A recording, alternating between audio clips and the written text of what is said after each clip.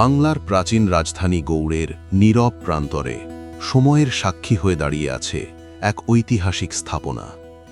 এটি খনিয়াদিঘি মসজিদ, যা অনেকের কাছে রাজবিবি মসজিদ নামেও পরিচিত।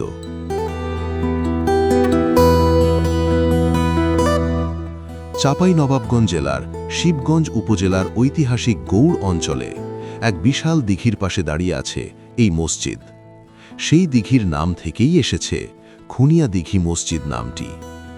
ধারণা করা হয় পঞ্চদশ শতকের শেষ ভাগে বঙ্গ সুলতানাত আমলে এই মসজিদটি নির্মিত হয়েছিল।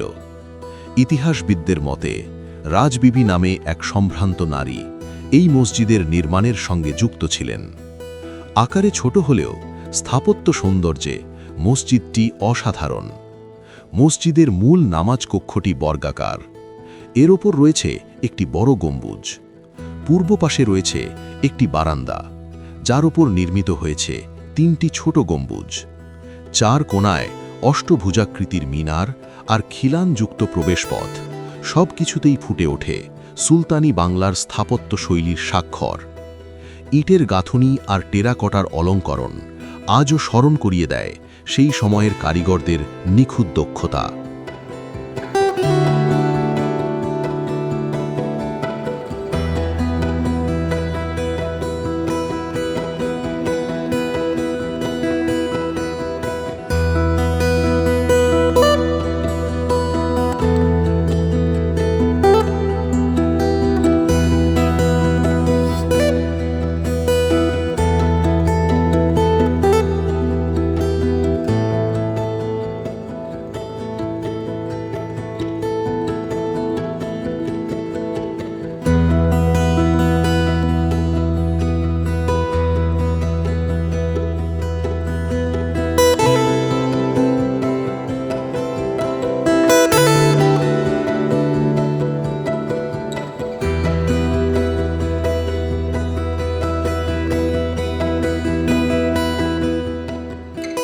এই মসজিদের আশেপাশেই রয়েছে আরও কয়েকটি ঐতিহাসিক স্থাপনা, যেমন ছোট সোনা মসজিদ এবং দারাসবাড়ি মসজিদ, যা প্রমাণ করে একসময় গৌড় ছিল বাংলার এক সমৃদ্ধ নগর সভ্যতার কেন্দ্র।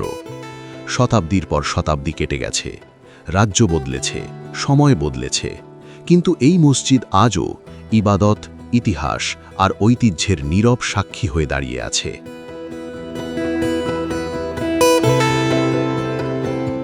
গৌড়ের আকাশের নিচে খনিয়াদিঘি মসজিদ যেন মনে করিয়ে দেয় বিশ্বাসের আলো সময়ের সীমানা পেরিয়েও চিরকাল অমলিন।